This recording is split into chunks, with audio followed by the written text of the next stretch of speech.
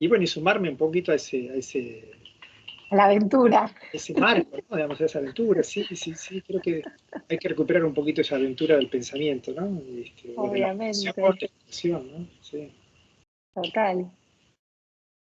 Y más en estos tiempos, necesitamos confiar en esta sincronía de relaciones.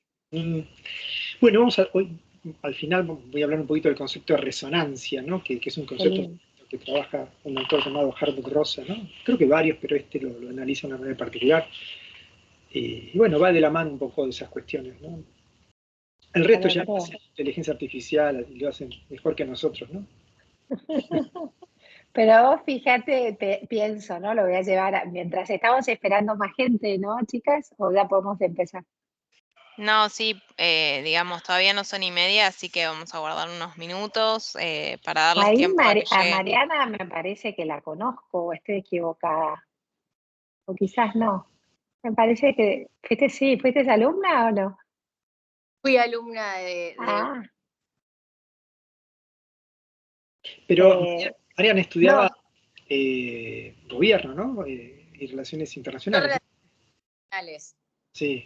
Pero ahí, a mí me suena tu cara, pero no me doy cuenta de dónde. yo creo que, no, de la Facu seguramente, porque yo hubo una época que tenía alumnas de relaciones internacionales que cursaban alguna materia que yo di, no me acuerdo, pero hubo una época que se podían elegir materias optativas y he tenido alumnas que venían de comunicación, de relaciones, de lo que fuese, y elegían mis materias de diseño. No sé si vos llegaste Ah, a cursar. no, pero a mí me suena tu cara de otro lado, ¿no? Sí. O de otro lado, sí, porque yo recién te percibí y dije, te conozco, pero vos capaz de por ahí. No, me quedaba pensando una cosa nada más cuando hablaste de este término de resonancia y digo, bueno, estamos en el mes de la resonancia, si lo tenemos que analizar desde el punto de vista del cielo, Ah, astrológicamente hablando. Así que no es casualidad, porque estamos con energía pisciana y nada mejor que conectarnos con lo que significa esa energía, que es la resonancia. Esa es como la palabra clave para definir. Entonces digo, bueno, la sincronía, lo sincrónico, digamos, todas aquellas cuestiones muy sutiles, ¿no? Que uno tiene que aprender a decodificar. mm, ¿No? En esas sutilezas hay una sabiduría. sí. eh, Sí, además está esa otra palabra hermosa, serendipity, ¿no? Total. Que también va un poco de la mano de estas Sí, cuestiones, ¿no? De eso inesperado pero revelador, eso que te aparece en el momento imprevisto, pero que fue eh, frenéticamente buscado, ¿no? Y aparece en un momento inesperado y por eso es un poco más feliz, ¿no? sí, Pero hay que estar atentos a que eso suceda, ¿no? Hay que tener como siempre el pararrayos sí. atento como para que cuando esa energía Un, uno lo un pueda... registro, ¿no? Un Sí, registro que, bueno, creo que también siempre de poder nunca dejar de observarse y observar, ¿no? En consecuencia. mm. Pero Bueno, un poquito por ahí, Susana, voy a empezar con una cosa lateral a esto, pero tiene que ver con esto mismo. Y, bueno, y bueno, sí, creo que es bienvenido. una época que necesitamos un poco, además, abrir. Se habla mucho de la interdisciplina, multidisciplina y demás, pero que creo que avanzamos mucho en la especialización y al mismo tiempo nos faltan, o pueden faltar marcos globales de ver un poco cómo se van a encauzar distintas experiencias, conocimientos, expectativas, ¿no? Porque después en la aplicación todas esas convergen, ¿no? O deberían converger, ¿no? Pero hace falta saber desde qué lugar uno puede plantear esa relación, ¿no? Y me parece que, por ejemplo, espacios como este, ¿no? O, eh, digamos, por ejemplo, formaciones así como una maestría de este orden, que lleva un poco a unar esas visiones, ¿no? Y, y bueno, me parece que lo que reúne después es la práctica, ¿no? La propia producción que uno pueda hacer con eso, ¿no? Producción que es tanto me parece, teórica como de acciones, ¿no? De objetos propiamente dichos o campos disciplinares, ¿no? Pero me parece que si la especialización corre el riesgo de que perdamos la visión global, ¿no? Que en esta época me parece que es fundamental, ¿no? Especialmente que diseñamos desde el pasado el futuro, ¿viste? Y es muy difícil, ¿no? Me parece que la velocidad de estos tiempos no nos va a dar muchas chances de quedar muy atrás, ¿no? Bueno, qué interesante. Bueno, un placer, ¿no? Para nosotros. Así que, bueno, sumamente agradecidos todos de poder escucharte, Walter. Creo que todos conocen a Walter, pero si no, tengo ahí una bio que me pasaron y puedo hacer una breve presentación. Espera que la vamos a retomar. A ver Walter, eso, Susana, a ver si está bien lo que me entregaron, pero creo que por supuesto es muy, digamos, vamos a hacerlo cortito porque sos mucho más que lo que figura acá. Walter es doctor en psicología por la Universidad de El Salvador y se desempeña como profesor de psicología del arte y estética, tanto en la Universidad Nacional de San Martín como en nuestra universidad, y tiene muchos libros escritos, dentro de los cuales se destacan Estéticas de la Alteridad, Lenguaje, Cuerpo y Tecnología en el Arte Contemporáneo, Conclusiones, Arte, Azar y Pensamiento en Díaz, Deleuze y Baudrillard, y El arte o la sombra de sí mismo. Y en el año 2011, Imagen y escena en la estética contemporánea. Nada, bueno, te dejo para que nos deleites. Muchas gracias, Gracias Susana. a vos. Bueno, agradecido también, digamos, de luego a la UADE, universidad de la cual estoy hace ya más de 20 años, ¿no? Bueno, a la Facultad de Diseño y Urbanismo, a mi querida amiga Turquesa Topper y a Lucila, que dirige el departamento de aquí de Moda, Arte y Diseño, con la cual pude compartir y aprender juntos ya hace muchos años. Bueno, gracias a todos los que están aquí participando. Y un lindo desafío, la verdad, que en estos tiempos poder pensar o concebir algunos conceptos vinculados a temas, como vos decías antes, Susana, tan potentes, tan importantes todos, ¿no? Y si les parece, darme un pequeño PowerPoint para compartir y hacer un poquito más puntuales algunas cuestiones, así que les comparto esta pantalla, a ver si se puede ver bien ahí. Aquí, ¿no? Ahí se ve bien. Sí. Sí. Bueno, esta charla, bueno, esta experiencia de compartir, que la titulé El diseño de sí y la resonancia, los límites de la estética en el mundo contemporáneo. Y bueno, quisiera comenzar con una primera aproximación a partir de una experiencia, un experimento, un estudio que se ha hecho reflexionando acerca de lo blanco en el ojo humano. Un tema que uno diría un poco alejado, no pareciera ser muy importante, pero los estudios antropológicos y que estudian un poco la evolución de la especie humana se han preguntado por qué ha aparecido esa cuestión, ¿no? Es prácticamente la única especie animal que tiene blanco alrededor del ojo. Es decir, acá compilé una serie de imágenes de ojos de animales que no tienen eso, y que en principio sería como un defecto de la evolución, porque se ha descubierto, o la hipótesis es que el blanco del ojo permite identificar a dónde mira ese individuo. Es decir, a qué presa está mirando, si esos ojos manifiestan, por ejemplo, temor o cuidado o enojo. Es decir, que esa posibilidad de determinar a dónde está mirando sería una especie de defecto de debilidad, y en términos de evolución no sería una ganancia, ¿no? El resto de los animales ocultan a dónde ven. El resto de los animales no sabemos muy bien si están poniendo su mirada, por ejemplo, en una presa, ¿no? Y han aventurado algunas hipótesis. ¿Por qué el ser humano es la única especie que tiene ese blanco en el ojo que permite que los otros puedan identificar dónde está mirando. Y la conclusión que han llegado es que los seres humanos necesitamos que nos miren, y necesitamos saber a dónde miramos, y necesitamos saber que el otro está allí para vernos, que no nos escapamos de los demás, que necesitamos efectivamente ser parte del campo de la visión, aun cuando esto aparentemente en términos evolutivos sea una debilidad, sería tal vez una enorme necesidad del ser humano de vincularse especularmente, vincularse en términos visuales, convertirse efectivamente convertir a la propia mirada de uno en objeto, en imagen para el otro, ¿no? De modo tal que esto es un punto muy importante porque de algún modo vamos a compartir hoy acerca de algunas cuestiones ligadas al diseño, al mundo contemporáneo y a la impronta de un mundo de imágenes y de la propia, del propio devenir del ser humano como algo visible, ¿no?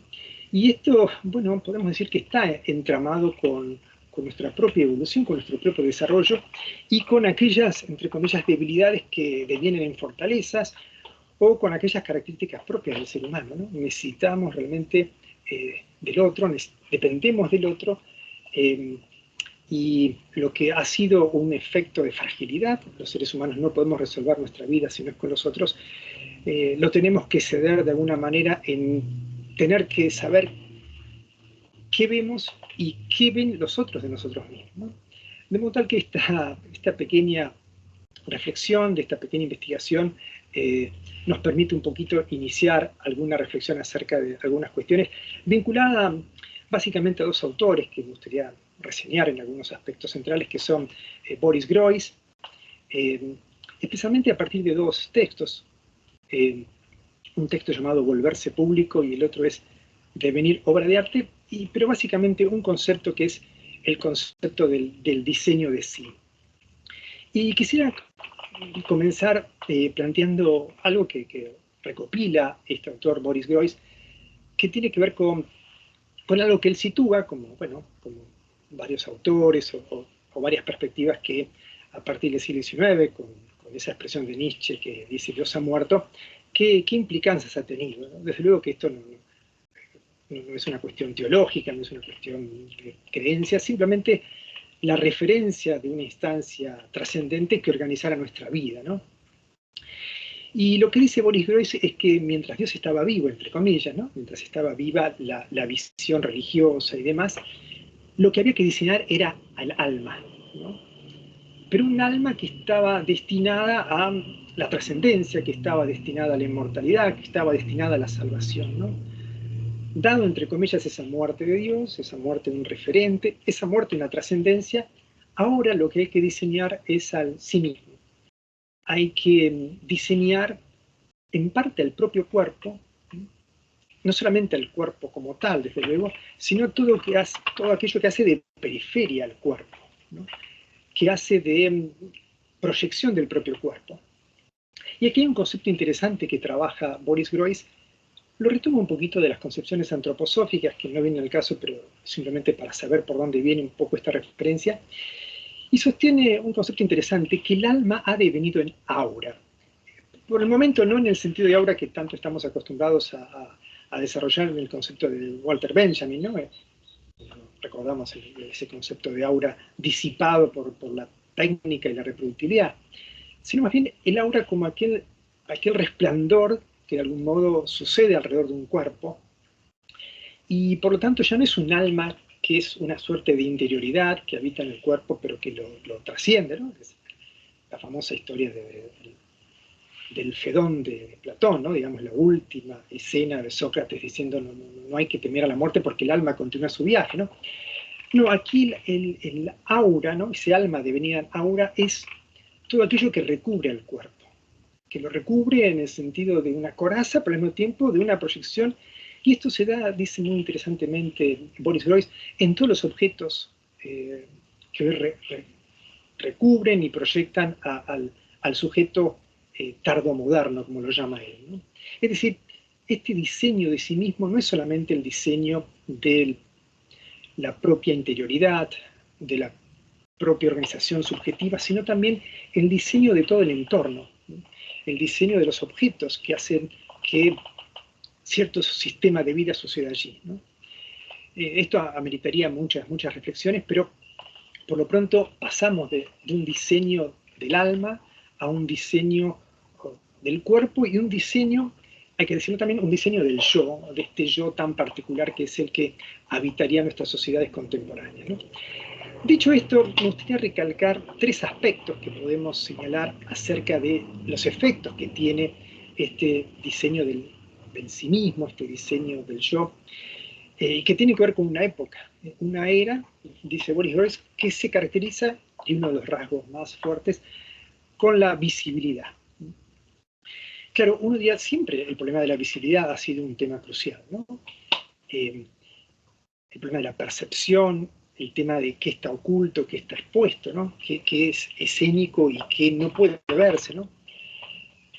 La pregunta que nos acontece ahora es que prácticamente ha desaparecido la opacidad, ha desaparecido, digamos, bueno, lo vemos un poco en este universo de las redes sociales y demás, que todo necesita ser convertido en la esfera pública. Es muy difícil saber dónde empieza, dónde termina la esfera pública y la esfera personal. Y aquí se juega algo clave en la configuración de la identidad personal, ¿no? Bueno, mucho se ha hablado, mucho se estudia, es realmente uno de los temas más importantes ahora, esa perspectiva acerca de cuál es el alcance de la visibilidad que tiene, digamos, un mundo que se ha virtualizado, ¿no? Donde la visibilidad ya no es un problema analógico, sino un problema digital y, por lo tanto, de una especie de hiperpresencia, ¿no? Recuerdo que en la época de Galileo Galilei, cuando él desarrolla un telescopio muy potente, se preguntan los jesuitas si con ese telescopio, con cualquier telescopio, uno podía estar mirando una misa, ¿no? Por ejemplo, uno apunta a una iglesia, y si eso mismo ya sería una forma de sustituir el ir a misa, ¿no? Porque si uno acerca la mirada y está de algún modo allí, estaría de algún modo siendo parte de ese sacramento, de ese ritual, ¿no? Claro, desde luego que en esa época nada indicaría que acercar una imagen es realmente ser parte de un ritual, ¿no? Pero hoy podríamos decir que, de algún modo, hemos confirmado esa perspectiva que había aparecido allí con el acercamiento, la televisión, o sea, ese acercamiento de la visión, y que eso ha sustituido nuestro mundo de rituales, ¿no? Desde luego hay un texto muy lindo de Byung-Chul Han que habla de eso, de la desaparición de los rituales y las peripecias de esta época de extrema visibilidad, ¿no? Y este concepto de visibilidad va de la mano de la noción de transparencia, ¿no? Otro concepto muy fuerte, muy usado, que hemos encontrado, no sé, en autores como Gianni Battimo, ¿no? Por ejemplo, la sociedad de la transparencia, un concepto también muy desarrollado por Baudrillard, ¿no? Pero quisiera recalcar un punto que es este, ¿no? No es que el problema de la visibilidad y la transparencia suceda por las tecnologías, sino que de algún modo podríamos pensar que en realidad tendría que haberse dado previamente un cambio cultural que permita que después las tecnologías desarrollen este potencial de hipervisibilidad, ¿no?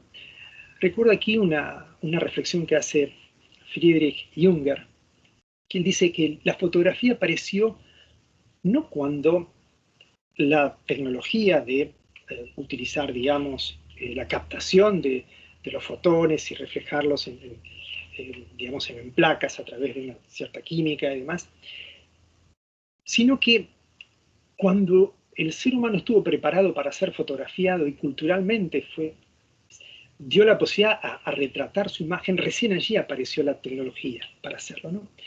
Y creo que este es un análisis interesante, ¿no? Invertir un poco la perspectiva, ¿no? Pensando que se desarrollan las tecnologías y después detrás vienen las cuestiones culturales, vienen los problemas sociológicos, psicológicos, que atraviesan, ¿no? la presencia de las tecnologías.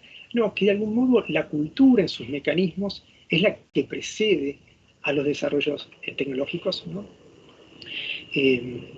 Siempre se recuerdan, ¿no? Esas primeras erupciones donde la fotografía llegó a las sociedades primitivas, sociedades que desconocían, ¿no?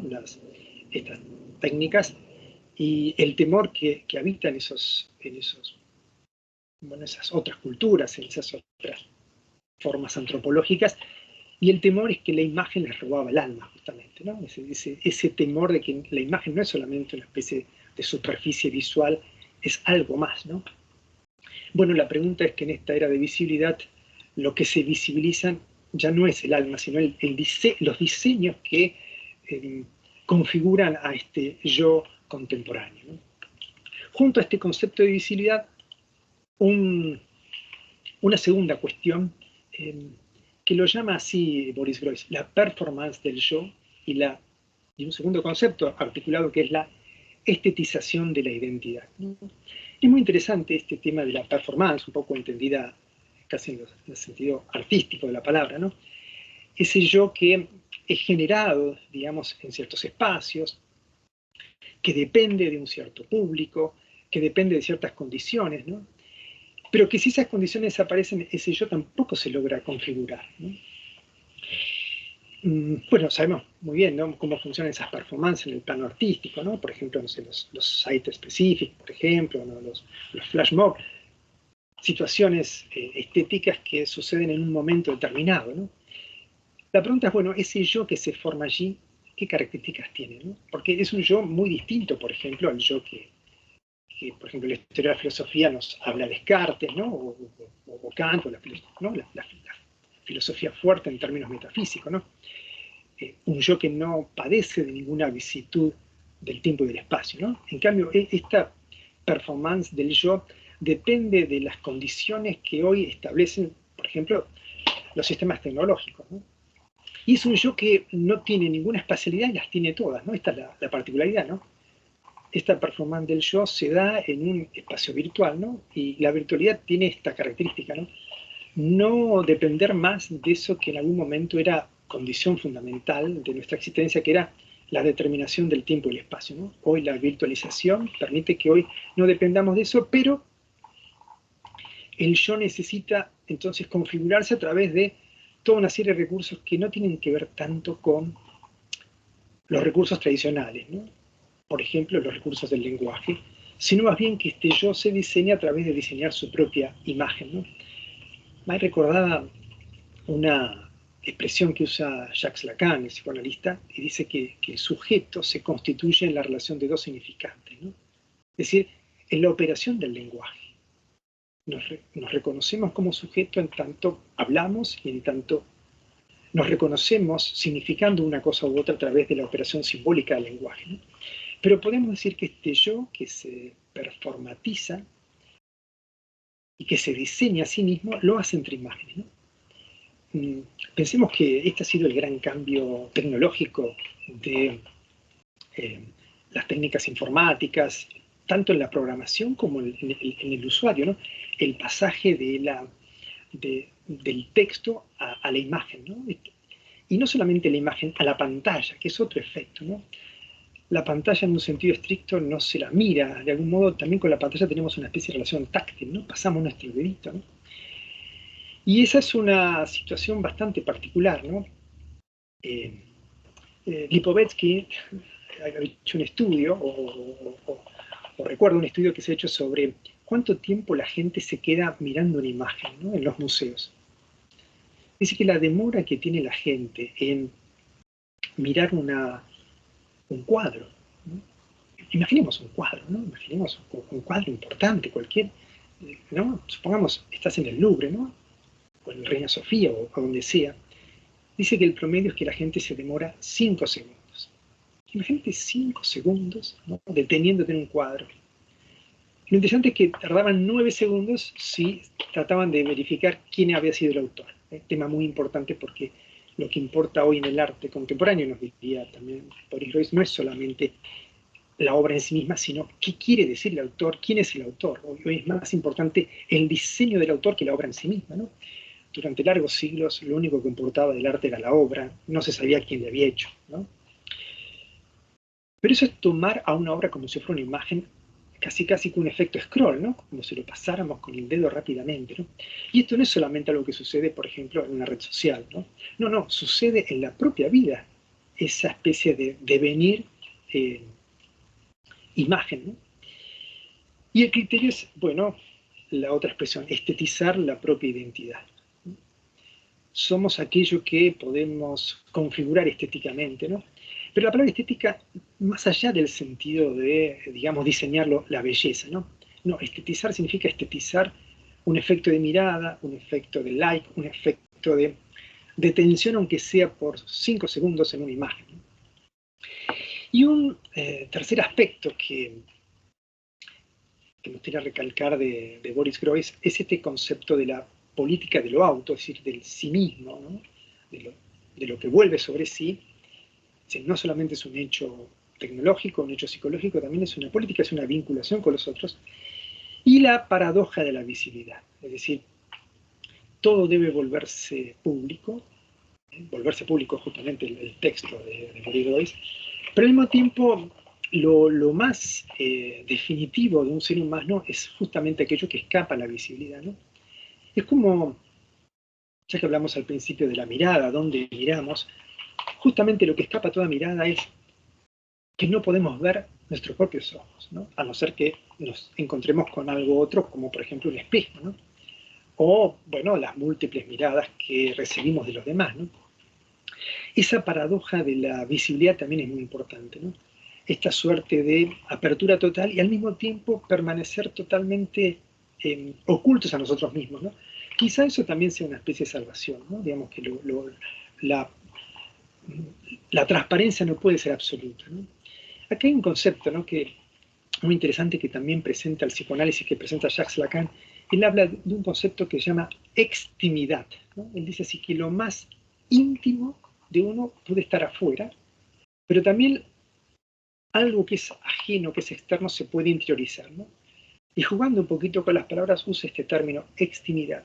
Hay algo en nosotros mismos que es ajeno a nosotros y que es un enigma para nosotros mismos, para nuestra propia visibilidad, y al mismo tiempo también nosotros nos vemos afuera y estamos totalmente expuestos hacia afuera en lo que puede ser la mayor intimidad, ¿no? Bueno, esta es un poco una gran cuestión de nuestro mundo, como dice Boris Groys, la palabra tardomoderno. Y me gustaría compartir esto y enlazarlo, ¿no?, en este diagnóstico que hace Boris Groys de este diseño de sí mismo, con algunas reflexiones que presenta este sociólogo alemán llamado Hartmut Rosa, aunque sea sintetizar algunos aspectos de sus teorías y después ir a un concepto, bueno, como antes vos, Susana, decías, de la sincronía, el concepto de resonancia que va a presentar Hartmut Rosa, y situar algunas cuestiones. Yo diría que hay 3 momentos en la obra de Hartmut Rosa, a lo largo de un poco de estos años, ya hace más de 20 años que viene como trabajando en estos conceptos. Yo creo que ha sido una secuencia, ¿no?, pero que podemos establecerlas en estos 3 momentos.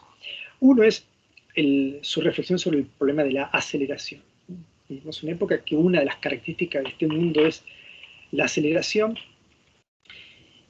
y que esa aceleración genera un efecto de alienación. O sea, ese sujeto que antes decíamos se diseña a sí mismo, en realidad, nos diría Hartmut Rosa, está alienado, ¿no? Pero no es una alienación al modo que, bueno, la teoría crítica, la teoría que viene del marxismo en adelante, digamos, nos plantea, alienado en las producciones culturales, alienado en las formas de poder. No, no, está alienado en relación a sí mismo, en la necesidad de producirse a sí mismo. Incluso en todos los recursos que obtienen, todas las posibilidades que tienen, ¿no? Es una especie de alienación paradójica, ¿no? Es una especie de alienación en la necesidad de tener que hacerse cargo de sí mismo, ¿no?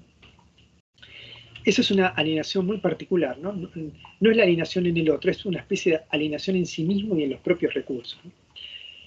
Pero el efecto cultural que genera y el efecto personal que genera, dice Hartmut Rosa, que en este estado de alienación, producto de la aceleración, se produce una situación de agresión. El sujeto contemporáneo se siente agredido por el mundo, ¿no? Se siente agredido por la necesidad de estar totalmente expuesto, ¿no? Y él va a decir, Hartmut Rosa, que hay al menos 3 ámbitos donde se da esta aceleración, ¿no? Y esta aceleración supone básicamente como criterio que tenemos que disponer de todas las cosas.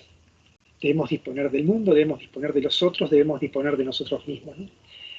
Bueno, aquí está el concepto que retoma de Heidegger, Hartmut Rosa, que es el concepto de Gestalt, lo disponible, ¿no? Que todo esté dispuesto. Y esos tres aspectos donde se da la aceleración, uno es la tecnología, otro es el cambio social y otro es el ritmo de vida. Una particularidad con respecto a la aceleración tecnológica: es mucho más veloz que todas las aceleraciones que históricamente hemos tenido. E incluso la aceleración tecnológica vinculada a las técnicas informáticas es muchísimo más veloz que la aceleración de las producciones técnicas convencionales. Supongamos, un auto alcanza 100 kilómetros más o menos hace 50, 60 años y ahora más o menos igual. Pero una computadora de hace 10 años, 5 años atrás, es muchísimo más lenta que una computadora actual.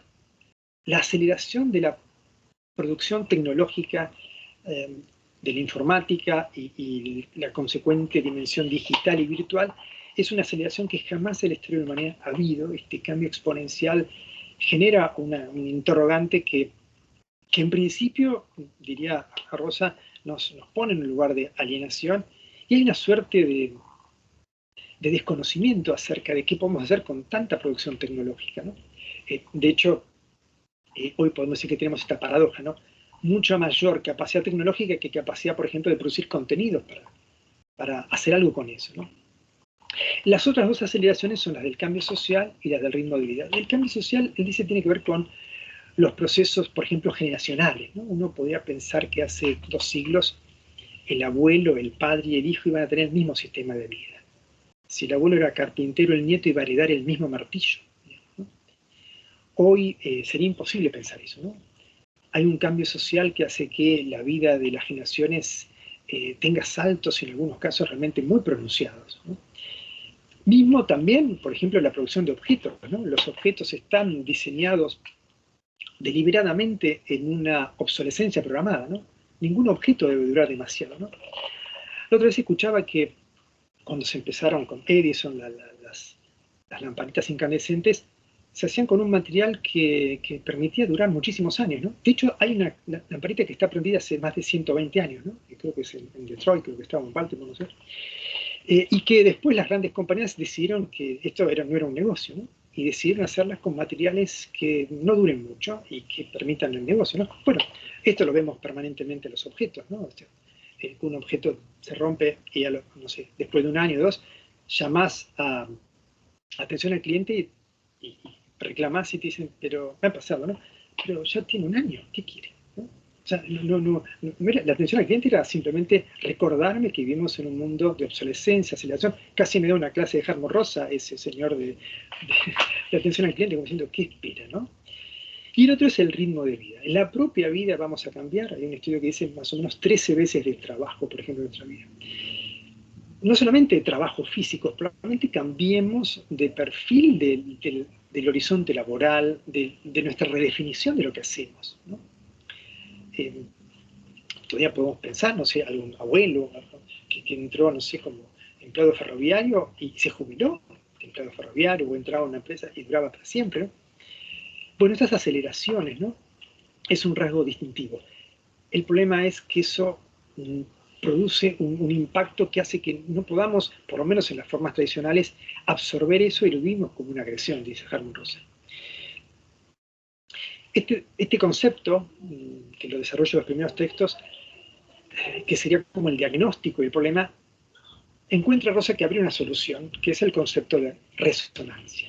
Sería la alternativa a ese, digamos así, imperativo tardomoderno, de tener que poner todo en velocidad, en acelerar, y disponer no solamente del mundo, sino de sí mismo. Es decir, hay como una especie de, incluso de imperativo a sí mismo, es decir, no podés perderte nada, no podés dejar de ver eso, no podés dejar de hacer ese programa.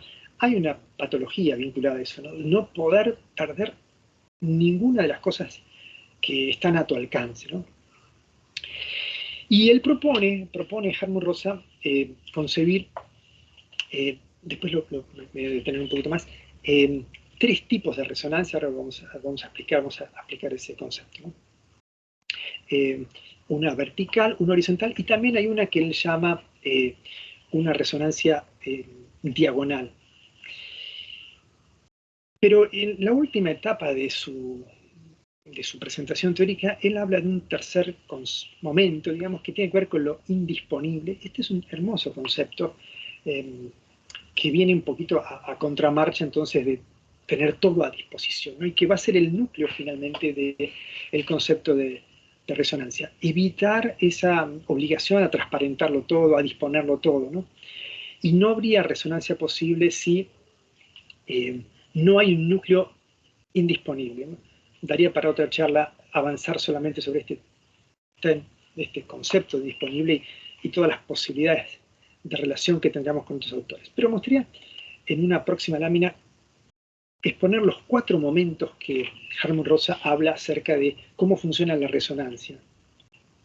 En un texto que lo dedica a este tema, él concibe 4 instancias donde el ser humano se genera este fenómeno de la resonancia. El primero lo llama la afección,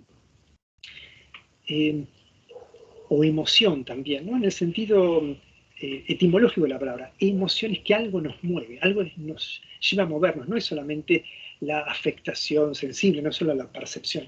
Algo nos mueve, nos interpela, nos conmueve, digamos. Habría que ver si todo aquello que es imagen, todo aquello que es estímulo en el mundo contemporáneo realmente genera una verdadera afección, ¿no? Lo que decíamos antes acerca de esos 5 segundos que nos llama a ver una imagen, ¿no? Esa afección tiene que ver con la contemplación, ¿no? Esa palabra contemplación es una hermosa palabra que significa estar como en un templo, ¿no? Algo que uno ve en un templo, ¿no?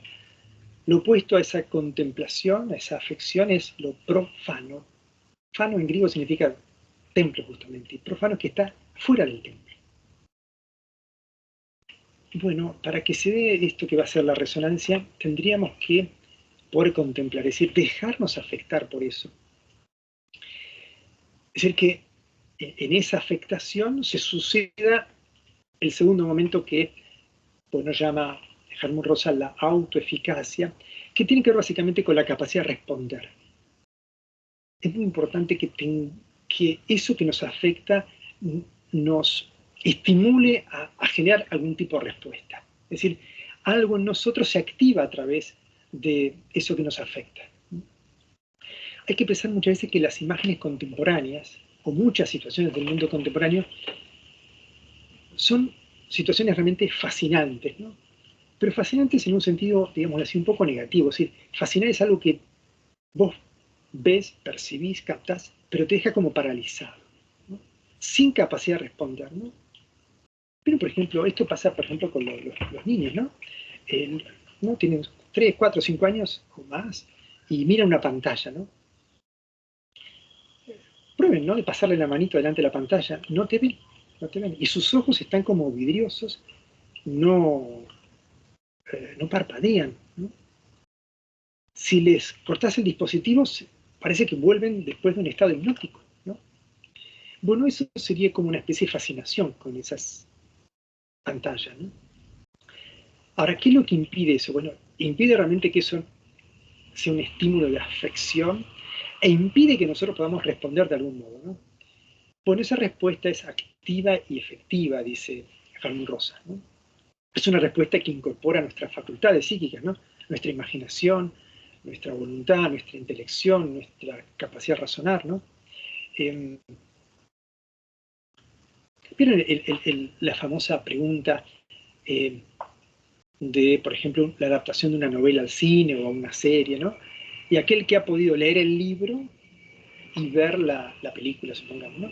Ante la pregunta, ¿qué te gustó más? Vieron que la respuesta no tiene mucho sentido. La respuesta es que siempre fue mejor la literatura, ¿no?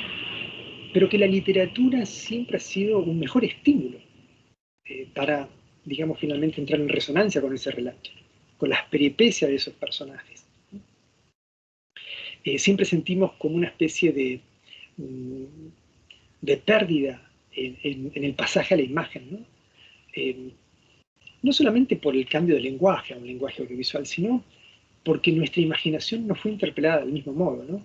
No hay producción tecnológica que pueda contra nuestra imaginación, contra la riqueza de nuestra imaginación, ¿no? ahí se da en la literatura una especie de respuesta activa y efectiva muy grande, ¿no?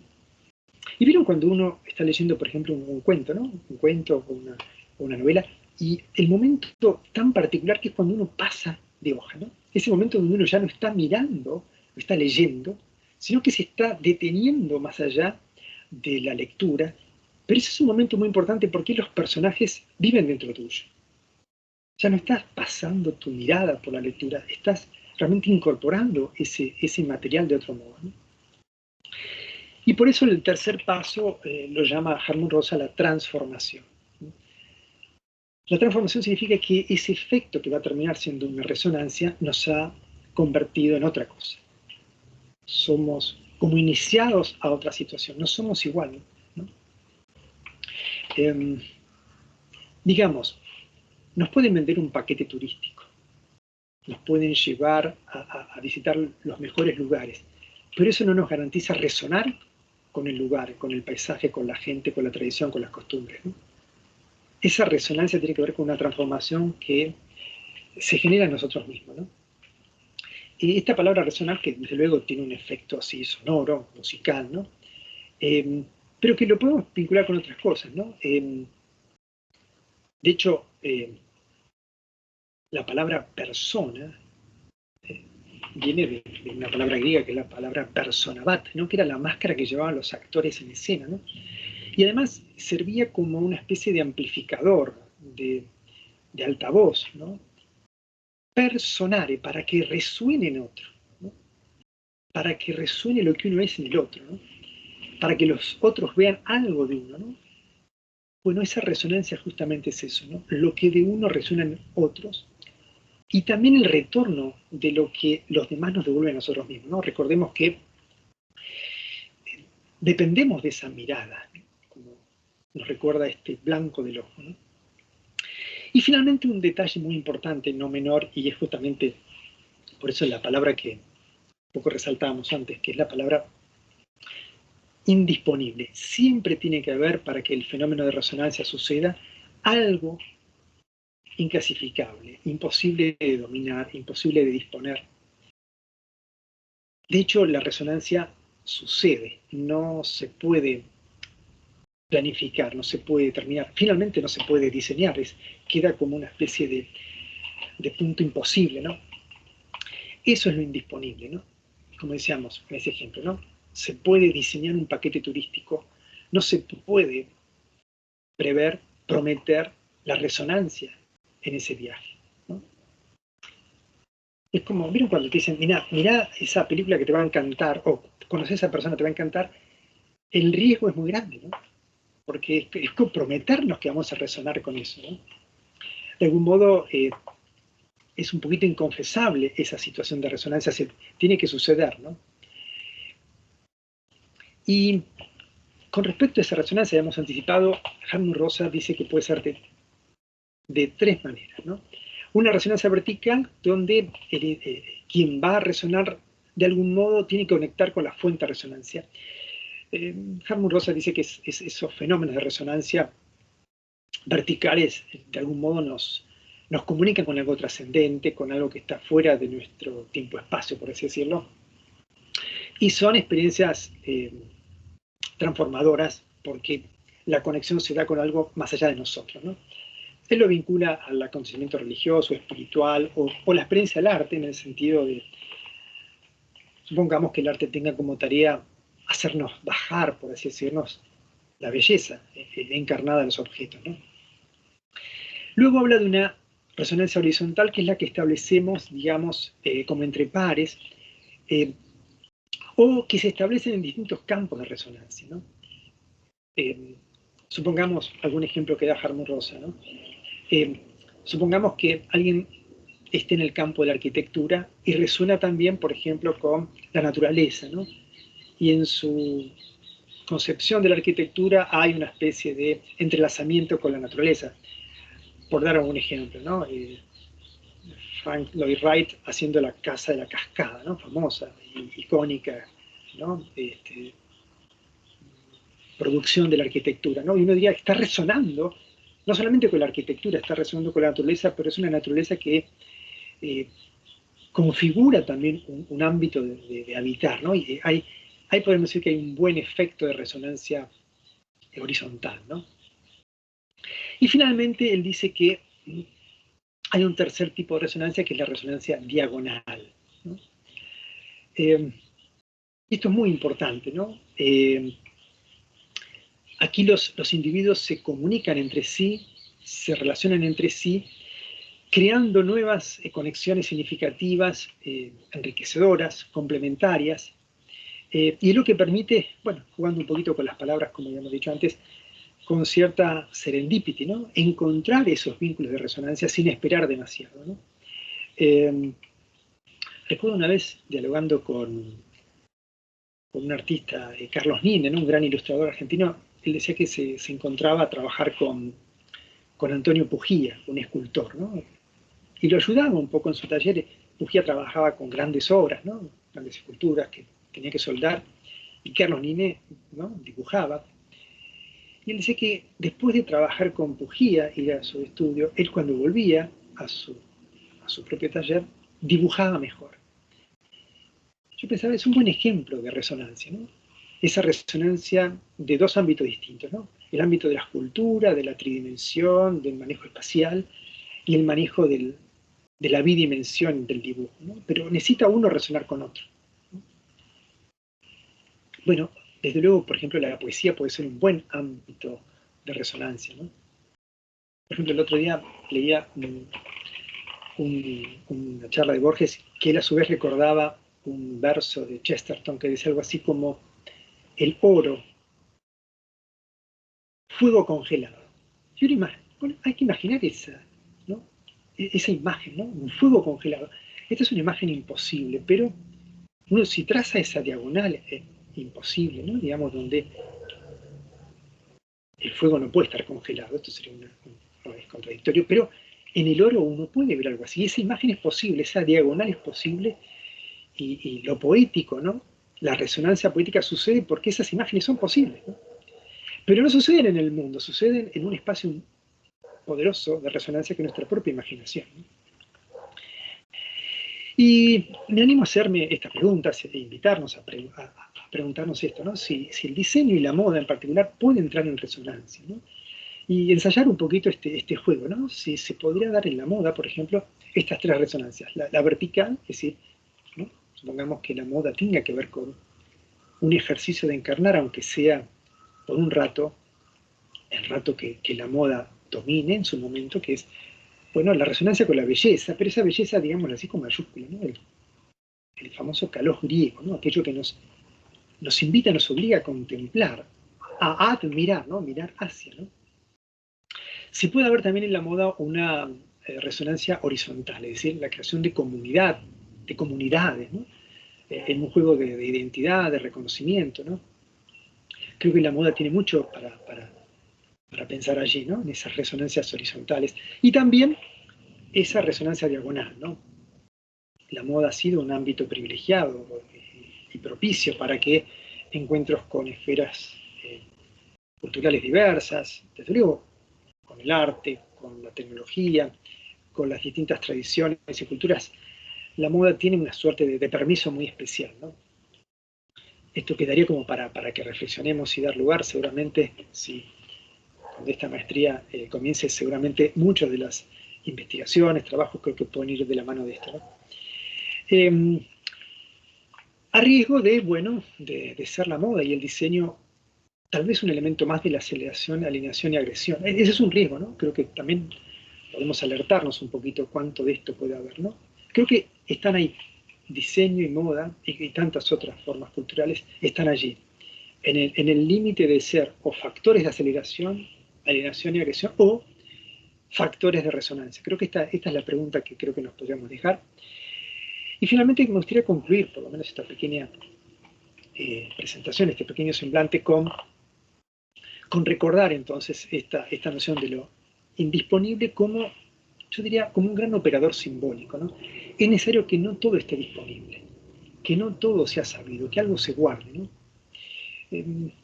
Es muy hermosa la palabra escena, ¿no? La escena es lo que puede verse, pero también lo que no debe verse, ¿no? Siempre cuando se crea una escena, se limita la visión. Hay ciertos lugares que no hay que ver, ¿no? Porque el riesgo de la escena es lo obsceno, que se vea lo que no debe de ser visto, ¿no? Y una buena dirección escénica, a todo nivel, ¿no? Es determinar qué se va a ver y qué no se va a ver. Digamos en estos casos qué va a estar disponible y qué no. Bueno, toda esta pregunta también nos podemos preguntar con respecto a la moda.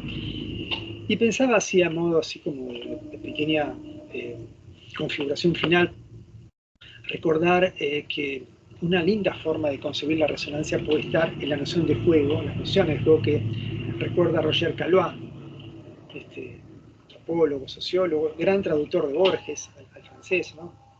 Y él hablaba de estos 4 niveles del juego, ¿no? Que creo que son grandes espacios de resonancia. El agón, es decir la competencia, ¿no? La representación, ¿no? Pensemos que el personaje principal en una obra se llama protagonista y que lleva la acción, ¿no? Y esta es una dimensión de resonancia muy importante porque ese protagonista resuena con otros, resuena con su historia, resuena con el argumento, ¿no? Alia, es decir, los juegos de azar, ¿no? Resonamos con las dinámicas del destino, con la suerte, ¿no? A distintos niveles de esto, de luego. Los juegos de mimicry, ese es el término, ¿no? Los juegos de mímesis, de imitación, de simulación, ¿no? Hay enormes posibilidades allí para concebir la resonancia.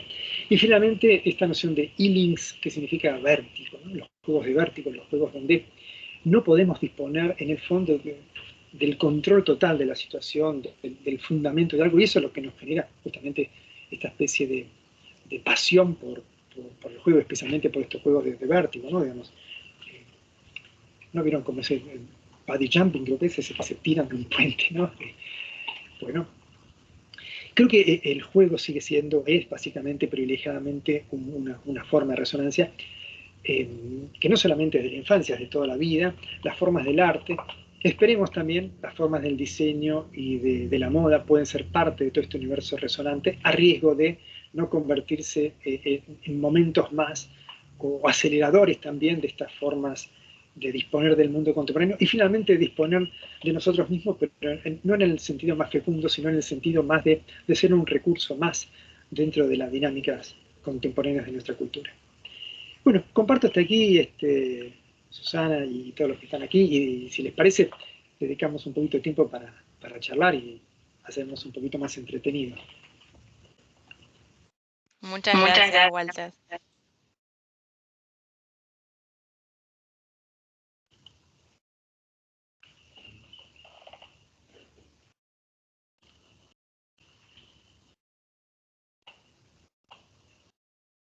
No se te escucha, Su.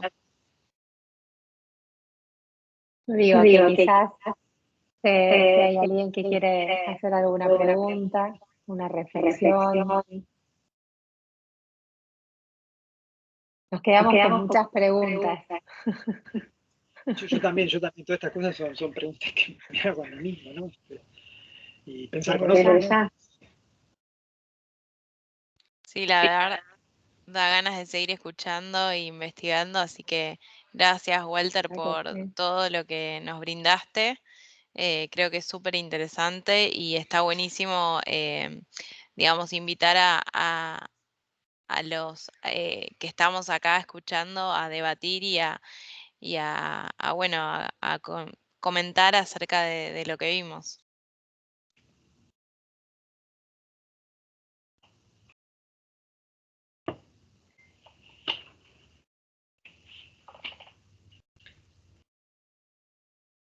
Tengo otro experimento que escuché hace poco, ¿no? Y que por ahí puede servir también para reflexionar y charlar y, bueno, comentarlo, ¿no? No sé en qué universidad en Estados Unidos, en un laboratorio de neurociencias, pusieron a todas las personas en una sala y les hacían resonancias magnéticas bajo ciertas consignas, ¿no? Y la primera consigna era que piensen en sí mismos. Y estudiaron cómo se comporta el cerebro cuando alguien piensa en sí mismo. Y entendieron que partes del cerebro se activan, ¿no? Se iluminan. Y después le dijeron que piensen en otra persona. Y el cerebro se comportaba de otra manera. Había otras partes del propio cerebro que funcionaban no del mismo modo. Y finalmente le dijeron que piensen en sí mismos en el futuro. Y lo notable es que el cerebro funcionaba mucho más como si estuvieran pensando en otra persona que en sí mismos. Y esto es muy interesante, creo yo, porque si la pregunta es el diseño de sí mismo, si la pregunta es resonar consigo mismo, en el fondo estamos pensando en otra persona. Es más o menos cuando decimos, viste, la dieta la empiezo el lunes, o el año que viene lo hago, o cosas por el estilo, ¿no? Se lo está diciendo otra persona se va a hacer cargo de eso, ¿no? De modo tal entonces que, bueno, creo que la resonancia siempre es con un otro, incluso ese otro dentro de sí. Uno mismo. Sí. Creo que en el fondo el enigma somos nosotros mismos con nosotros mismos, ¿no? Pero bueno, a veces necesitamos que una investigación científica nos revele algo de ese tipo, ¿no? Sí. ¿No? Como si, ¿no? Por ejemplo, cuando se descubrió, ¿vieron? Cuando se descubrieron las neuronas espejo que descubrió este investigador italiano Rizzolatti, ¿no? Que descubrió que hay ciertas neuronas en nuestro cerebro que nos permiten entender qué siente el otro, cómo empatiza con la realidad, ¿no? Así. Y que, digamos, el experimento fue con, pusieron a un chimpancé y a un ser humano y les pusieron unos electrodos para, eran electroencefalogramas, ¿no? No resonancia, pero bueno, medían la actividad cerebral, ¿no? Y veían que una persona, adelante de ellos, pelaba una banana y la comía, ¿no? Y se activaban unas neuronas que tienen que ver con lo frontal, con darse cuenta que, ¿no? Descubrían, hacían el juicio de que una persona estaba comiendo banana, el lóbulo occipital que tiene que ver con la visión, es decir, estaba viendo, y un tercer grupo de neuronas que no sabían bien para qué eran, pero que descubrieron que eran neuronas que de algún modo hacían que el cerebro dijera, tenía hambre, ahora se está saciado, ahora siente el sabor de una banana, ahora se siente, digamos, que, bueno, se apaga un poco esa necesidad, ¿no? Y siente el sabor y lo disfruta, supongamos, ¿no? Lo interesante fue cuando esa persona que estaba haciendo el experimento hizo la mímica, ¿no? No comiendo una banana, sino simplemente haciendo el gesto. Y en el ser humano se prendieron esas tres áreas igual, ¿no? El lóbulo occipital de la visión, el lóbulo frontal del juicio racional, y también las terceras neuronas que son las neuronas espejo. Es decir, esa persona cuando veía el gesto estaba sintiendo la saciedad, estaba sintiendo el sabor de la banana en su cerebro, ¿no? Bueno, pero esto ya lo sabíamos con Aristóteles, con el teatro. Es decir, el teatro no es verdad lo que pasa allí. Siempre supimos eso, ¿no? Siempre supimos que no era verdad eso que estaba pasando ahí. Pero sin embargo nuestro cerebro lo vive como si fuera verdadero, ¿no? Es como cuando Ulises, ¿no? Es muy lindo, Ulises cuando está volviendo a la Odisea, ha quedado solo, se han muerto todos sus soldados, y llega a un país. Y bueno, no lo conocen, es un extranjero, ¿no? Y lo invitan a estar allí. Y bueno, y hay una noche que lo invitan a comer y hay una obra de teatro, una representación. Bueno, no una obra de teatro, un poeta iba a cantar una historia, ¿no? Y cuenta la historia de Ulises, cuenta las peripecias vividas por los griegos, bueno, los aqueos en ese momento se llamaban, en Troya, ¿no? Y Ulises se larga a llorar porque es la historia de él. Él llegó antes como personaje que como persona, ¿no? Ya conocen, y bueno, lo emociona eso, escuchar su propia historia, ¿no? Bueno, ya lo sabíamos de antes, ¿no? Que un relato te emociona, que no necesitas ver las cosas, no necesitas vivenciarlas, necesitas un estímulo suficiente, ¿no? Bueno, a veces nos viene bien que la ciencia, la neurociencia descubra que hay neuronas encargadas de eso, pero lo sabíamos siempre que pasaba, ¿no? Pasa que ahora tenemos como una confirmación científica, ¿no? Como que bueno, cuando te planteas algo a futuro y bueno, procrastinás porque es a otro, ¿no? Nunca vos falla tu yo del futuro, ¿no? De modo tal, entonces que bueno, es una invitación un poco a conciliarnos un poquito con nuestro futuro, ¿no? También, bueno, usar las palabras de aquí, ¿no? A resonar con eso, ¿no? Y también, bueno, ¿qué diseño hacemos, ¿no? De nuestra propia vida, entre comillas, ¿no? Pero es una buena pregunta, ¿no? En tiempos así tan acelerados, que es tan difícil, ¿no? Y también, Walter, digo, eso también invita a darle un espacio, ¿no?, al desarrollo de esa identidad propia, ¿no? Que en contradicción con lo que sucede hoy, parecería ser a través del código de la imagen, que todos deberíamos estar, ¿no?, sin esa identidad, ¿no? Es interesante, Susana, esto, pero digo, es que también hay que haber paradojas, ¿no? Por ejemplo, yo debo tener no más de 10 fotos de mi infancia, ¿no? Mi padre nos sacaba fotos, ¿no? Hoy cualquier persona tiene horas y horas de videos y de fotos, ¿no? ¿Garantiza eso una buena construcción de la memoria, de la identidad, del pasado, de la infancia, ¿no? En esta hipervisibilidad de la vida, donde los padres tienen videos de las ecografías, etcétera, etcétera, ¿no? Donde no tenés chance de olvidar, porque me parece que también este es otro punto, ¿no? Tiene que haber algo indisponible de nuestra propia historia para generar nuestra propia historia. Y no es lo mismo armar la historia que simplemente tener todos los datos del pasado. La historia no es solamente los datos del pasado, es la configuración de sentido que le damos, ¿no? Y probablemente también, entre comillas, esto es todo un tema, ¿no? Cómo olvidamos o rearmamos eso, ¿no? A riesgo de, desde luego, ¿no? A riesgo de. Pero es tan importante memorizar como olvidar, ¿no? Y siempre nuestra memoria es relativamente selectiva, ¿no? Y me parece que vivimos en un mundo donde no hay olvido. No hay olvido, ¿no? Pero también la pregunta es, ¿habrá memoria realmente, no? ¿Quién configurará esa memoria? ¿Quién recapitulará todo eso, ¿no? Porque el yo es eso, ¿no? Alguien que registra una memoria, una autobiografía, por así decirlo, ¿no? Pero hoy todo eso está recopilado virtualmente, ¿no? Digitalmente, está fuera de vos, ¿no? Y esto sería un poquito los riesgos, ¿no? Digamos, de esta paradoja de tenerlo todo a disposición. ¿Y quién narra eso, no? ¿Dónde está ese yo que organiza eso, no? Porque es muy notable, ¿no? En esto, recordaba, ¿no? El pueblo se llama Los Feacios, ahora me acuerdo del pueblo donde va, pobre Los Feacios, yo debo haber sido en otra vida uno de ese pueblo probablemente, ¿no? ¿No? Que va ahí Ulises y le cuentan esta historia, ¿no? Y le narran su propia historia, imagínate qué resonancia, qué confusión, él se larga a llorar, Ulises, ¿no? El gran Ulises, ¿no? Escucha su historia fuera en otro mundo, ¿no? Esto es muy fuerte, ¿no? Interesante como juego de identidad, ¿no? ¿Quién sos a la vista de otro, no? Ulises que en algún momento cuando se encuentra, por ejemplo, con Polifemo y los cíclopes le dice, cuando le preguntan quién sos, dice, mi nombre es nadie, ¿no? Tapa su identidad, no dice quién es, ¿no? Entonces, bueno, hay todo un problema de la identidad muy interesante de quién es uno, ¿no? Hoy me parece que estamos obligados a tener todos nuestros datos, toda nuestra información. Y desde luego, el algoritmo de Google y la inteligencia artificial sabe más de nosotros que nosotros mismos, ¿no? Cualquier cosa que digas, que pienses, prácticamente tu celular te escuchó y al ratito tenés una publicidad, ¿no?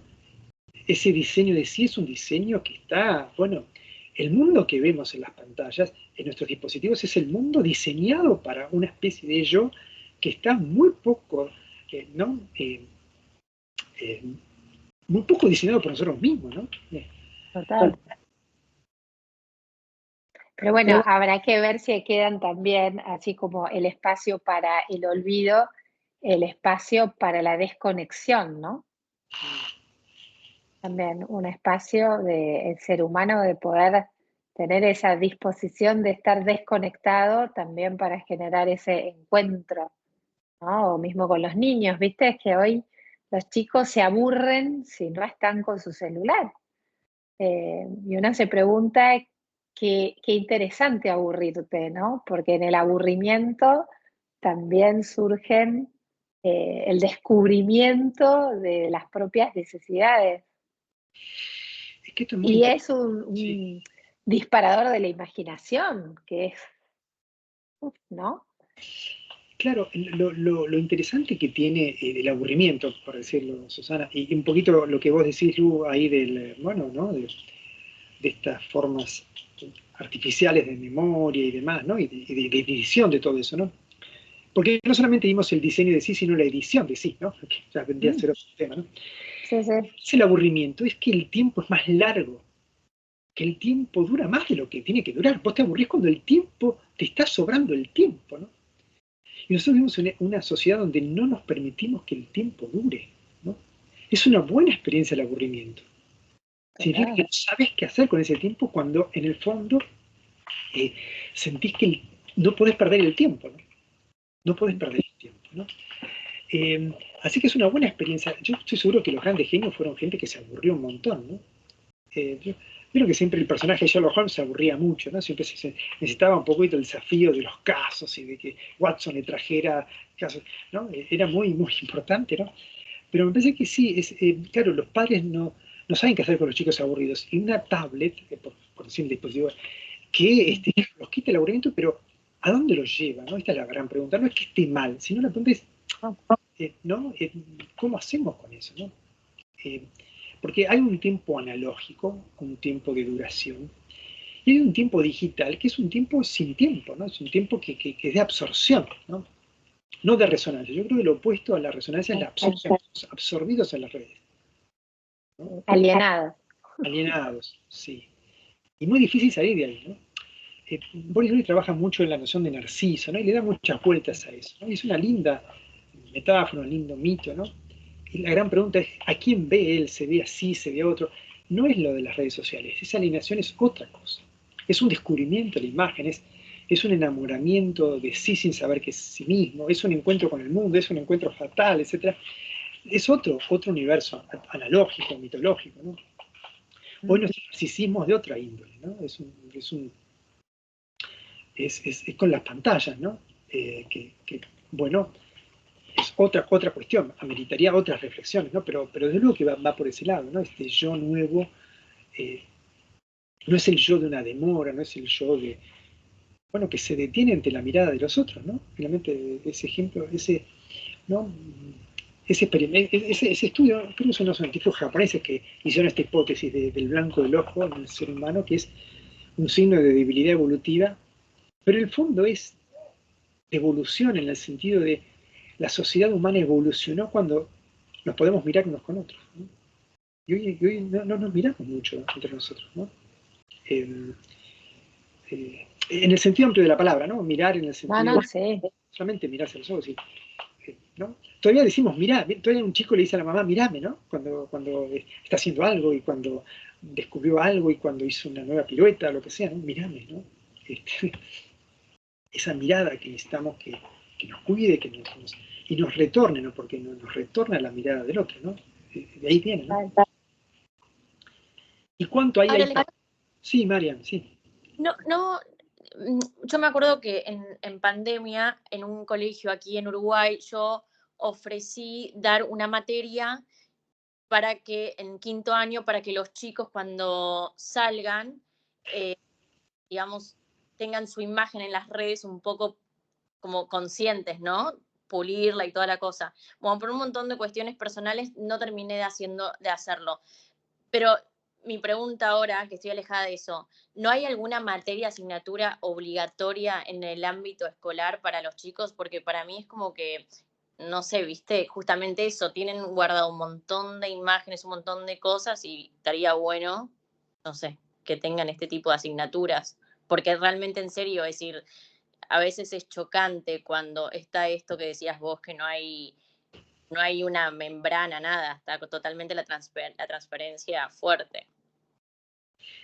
Es muy importante, María, lo que decís, ¿no? Yo me pregunto, ¿no? Y esta es un poquito, no sé si una utopía o una pregunta que me hago es, si podemos concebir analógicamente el mundo digital, ¿no?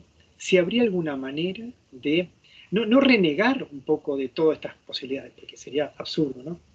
Pero sí hay algo en nuestro cuerpo mismo nos pide lo analógico, nos pide lo temporal, nos obliga a un recorte, ¿no?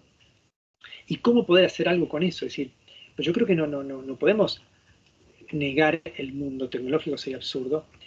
La pregunta es no estar solamente expuestos allí, ¿no? Yo creo que sería un buen debate y un buen momento de reflexión en espacios pedagógicos, didácticos, de formación, reflexionar sobre esto, ¿no?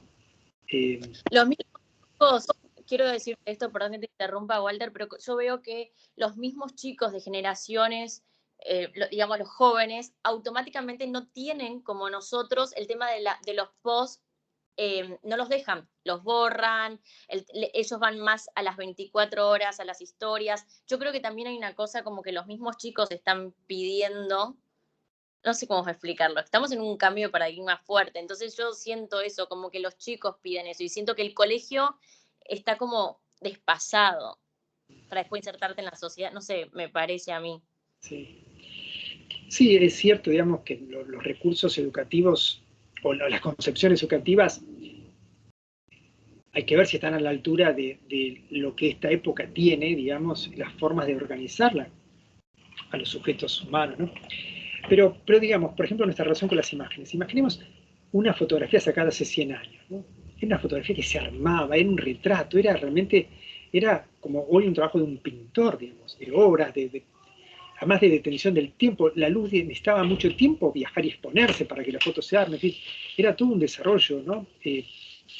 Bueno, hoy la imagen es instantánea, la producción es de una proliferación total, o sea, claro, pero no solamente eso, sino como bien decías vos, Marian, no quieren guardar mucho eso, ¿no? Dura poco, las publicaciones duran muy poquito, todo es así, todo es un scroll constante, ¿no?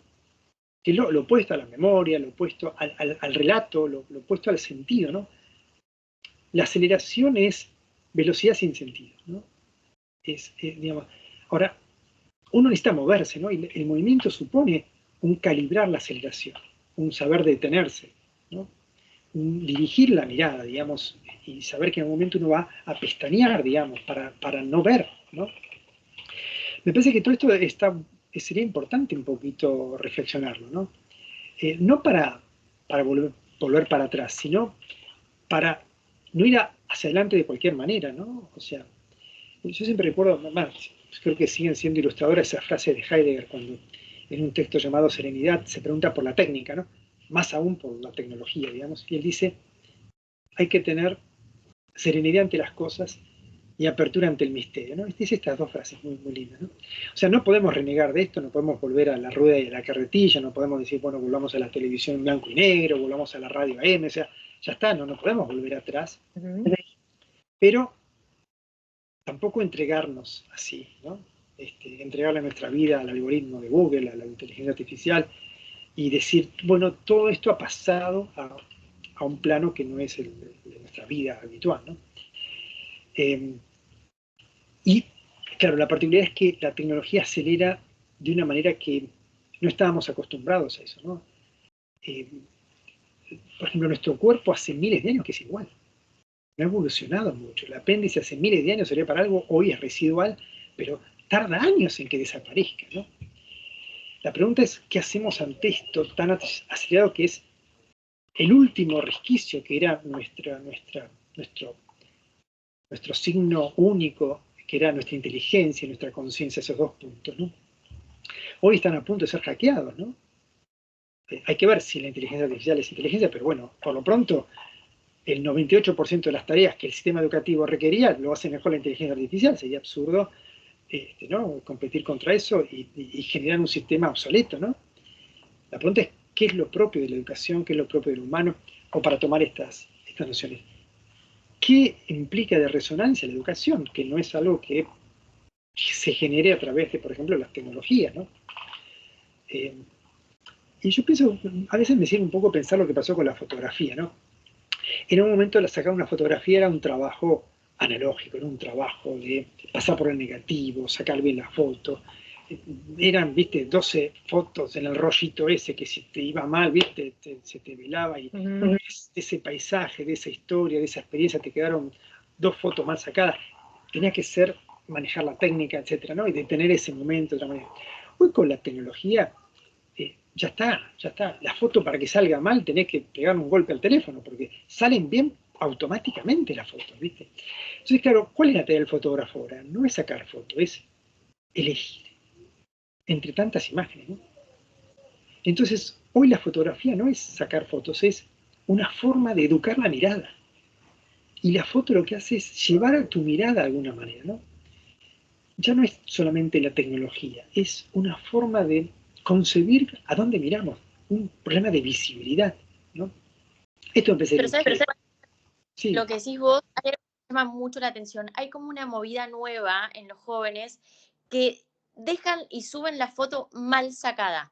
Como que si está si está en movimiento, la suben así. Hay como una cosa de rebeldía, no sé qué es lo que está pasando, pero no quieren más esa cosa de seleccionar. Pero siento que hay como inconsciente, están pidiendo, no sé, yo porque no logro descifrarlos, pero pasa eso, como que de repente dicen no, porque a veces digo, pero subiste esto que está movido o la luz o que quema la foto y dicen no, la subimos así. Y bueno, es el efecto unplug, es el efecto acústico, es el efecto no autotune, ¿viste? Es de algún modo vibrar en eso, ¿no? En esa especie de cosa más fresca, más rudimentaria, más espontánea, ¿no? No tan editado, ¿no? Sí, pero de todas maneras igual creo que es como que asimila o trata de parecer algo espontáneo, pero no lo es. O sea, y de todas maneras hay algo por detrás que están armando y están queriendo como mostrarse de determinada forma. Pero sí es verdad, concuerdo con Marian que lo veo sobre todo en gente más joven, ¿no? Joven. Sí, bueno, esa especie de espontaneidad, sinceridad, naturalidad, ¿no? Que de algún modo es renegar un poco de tanto filtro, de tanta perfección, de tanto, ¿no?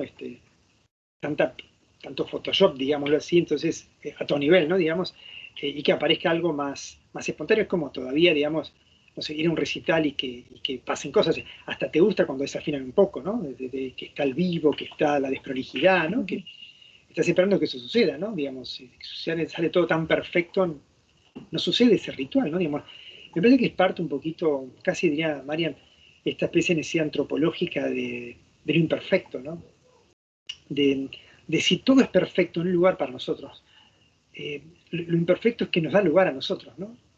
Es como ese relato que es perfecto, no entramos en él. El relato nos tiene que dar permiso para que entremos. Ese poeta nos dio algunas ideas, algunas imágenes, y nosotros las tenemos que rellenar, las tenemos que completar, ¿no? Siempre esa es la clave, ¿no? Cuando algo es tan perfecto en un lugar para nosotros, ¿no? Tenemos que dejar un poquito esa membrana, algo tiene que dejarnos abierto para que nosotros entremos allí, ¿no? Si no, me parece que da el efecto fascinante, es decir, hay imágenes fascinantes, hay plataformas fascinantes, ¿no? Pero no entramos nosotros mucho ahí, ¿no? Nosotros necesitamos como esa porosidad. Hay un autor llamado Charles Taylor, ¿no? Que es un poco el que lo ha sido como el maestro un poco de Hartmut Rosa, ¿no? Y él habla de la porosidad del yo. Él habla de esto, ¿no? Necesitamos un poco estos intersticios, meternos allí, ¿no? Que además son los intersticios del deseo, ¿no? El deseo justamente tiene que ver con esto inacabado, con esto imposible, con esto perdido, ¿no? O sea, nunca el deseo es plenamente satisfecho. Bueno, esto es un poco la gran lección que no deja el psicoanálisis, ¿no? El deseo tiene que ver con algo prohibido, algo perdido, algo imposible, algo idealizado, algo que escapa hacia adelante, pero bueno, esto nos moviliza, ¿no? Porque todo nos moviliza eso, ¿no? Si accediéramos a eso perfecto, no deseamos más, ¿no? Deseamos siempre en esa falta, ¿no?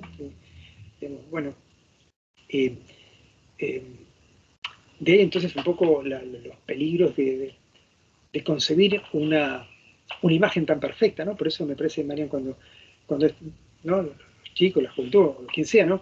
Esta imagen aparentemente espontánea, aparentemente mal sacada, etcétera, etcétera, ese instrumento un poquito desafinado, ¿no? Es parte un poco de bueno, de esas formas más, como diríamos, más rituales, ¿no? De la vida, ¿no? O sea, de esos efectos un poquito, como decía antes, más analógicos, ¿no? ¿No? Uno un poco, a uno lo sigue impactando un poquito, por ejemplo, la pintura, la Gioconda, ¿no? Yo te escuchaba que, ¿por qué a veces la sonrisa o ese gesto, ¿no? A veces es de sonrisa, a veces no, de la Gioconda, es que de algún modo lo logró Leonardo da Vinci estimular dos partes del cerebro distintas, una que capta la sonrisa y otra que capta la seriedad, por así decirlo, ¿no? Y que en formas a veces simultáneas o a veces no, vemos una u otra, ¿no? Bueno, pero lo interesante es que es un recurso analógico, ¿no? Si con un dispositivo tecnológico generas eso, el efecto sería otra cosa, ¿no? No estaríamos mirando una obra, estaríamos conectados a un dispositivo, ¿no? Es como si te dijera, mira, hay una sustancia que activa la dopamina y otra cosa es una vivencia, una persona, una situación, ¿no? Digamos, o sea, es otra situación, ¿no? Digamos, o sea, llegado el caso, todo pasa por ahí, por sinapsis, por dopaminas, endorfinas, cosas por el estilo. Pero una cosa es que te lo genere una experiencia analógica a la vida, otra cosa es que una sustancia sintética te lo genere, ¿no? Bueno, me parece que hay mucho un poco de eso, digamos, sintético en el mundo de las redes, en el mundo digital. No soy un especialista, pero seguramente alguien nos podría explicar mejor estas situaciones de ese tipo, ¿no? Lo cual no es renegar, simplemente no olvidar, no olvidar todo eso, ¿no? El riesgo es, bueno, yo por lo menos seguramente soy mayor, digamos, de una generación que la tecnología nos agarró de grande, digamos, y entonces veníamos con un mundo analógico. Yo todavía, digamos, hablando de diseño de sí, de identidad, yo me acuerdo de caminar por la calle y ver a las personas que llevaban un libro, ¿no? Y vos mirabas el libro que llevaba y ya sabés quién era esa persona. Si llevaba a Borges o Cortázar, ya sabías cómo era esa persona. Sabías las afinidades que ibas a tener, etc. O si llevaba un libro tal o cual, una novela, etc. Hoy esos guiños, esos gestos, esas insignias de reconocimiento han desaparecido, ¿no? No es para extrañarlas, ¿no? Simplemente es así, ¿no? Hoy está todo disponible, hoy no estás comprando un libro, pero partiste de todas esas señales de un mundo analógico, de identidades, ¿no? Hoy tenés todo a disposición, ¿no? Ahora, claro, tampoco hay tiempo de lectura, tampoco hay tiempo de armarte de eso, una cultura, ¿no? De resonar con eso, ¿no? Además, porque lo tenemos todo disponible. Yo no sé, ¿vieron cuando aparecieron las posibilidades de los textos digitales? Y lo primero que haces es guardarlo todo en tu computadora, como si uno, no sé, estuviera en una biblioteca, ¿no? Es absurdo, ¿no? Nunca lo vas a leer, yo digamos, ni los libros en papel, digo, imagínate, digo, hoy tenés un imperativo inverso, tenés todo, antes no tenías nada y tenés que conformarte con esos 3 libros y toda tu vida pasaba por maximizar esa experiencia, ¿no? Y hoy el super yo es todo lo que tenés y no vas a poder hacer nunca en tu vida, ¿no? Todas las películas que no vas a ver, todas las series que no vas a ver, todos los lugares, ¿no? Y al mismo tiempo todo lo tenés disponible, es una paradoja, ¿no? Por eso esta noción de indisponible, dejarnos rosa es tan importante, ¿no? Saber de eso, ¿no? Que necesitamos situar lo indisponible porque ahí armamos nuestra vida, ¿no? Pero al mismo tiempo, el pequeño recorte de lo disponible, hacerlo más dignamente, ¿no? Me encantó, muchas gracias, encantó. Walter. Muchas gracias. Sí. Gracias, Susana, por un placer, Walter, un placer. Marian, vernos una vez más. Lu, gracias a vos también por estar, ¿no? Y bueno, la verdad que un gusto compartir un poco esto, pensar, ¿no? La verdad que arma un poquito algunas cosas, pero también es lindo cuando uno empieza a charlar y demás, vienen más cosas, ¿no? Y bueno, ojalá Susana salga esta hermosa maestría. Ojalá. Que tiene que generar estos foros, estos momentos, ¿no? Estas formas de pensar y demás, y abrir un poco, oxigenar un poco la perspectiva, ¿no? Sé que de eso se trata, ¿no? La educación es eso, ¿no? El misterio, el misterio que es eso, ¿no? No sabemos muy bien de qué se trata, de ahí, ¿no? Lo más peligroso, te digo, Susana, lo decimos nosotros, es pensar que uno puede diseñar perfectamente, puede planificarlo todo, ¿no? Yo creo que uno tiene que planificar lo imposible de planificar, ¿no? Que sucedan esas cosas, ¿no? Total, que aparezcan, que es una muy linda palabra, que es ahí, tenemos que dejar que sucedan. Sí. Hay cosas que no se pueden diseñar. Sí. Suceden. Sí. Eso me parece que está bien porque lo demás está en un programa, ¿no? Lo demás está en un programa, ¿no? Pero sucede eso. Yo creo que lo que tiene que suceder en la educación es el encuentro con maestros, si uno puede, el encuentro con situaciones, el encuentro con otros, porque además uno escucha mucho mejor a sus compañeros que a un docente, ¿no? Entonces hay que hacer que eso suceda, ¿no? Y bueno, digamos, y la verdad que en términos de información ya está dado todo, ¿no? Lo único que puede hacer es uno compilarlo con alguna gracia, con algún sentido, y que habilite alguna experiencia para otro, ¿no? Eso es lo que... Después está todo dado, ¿no?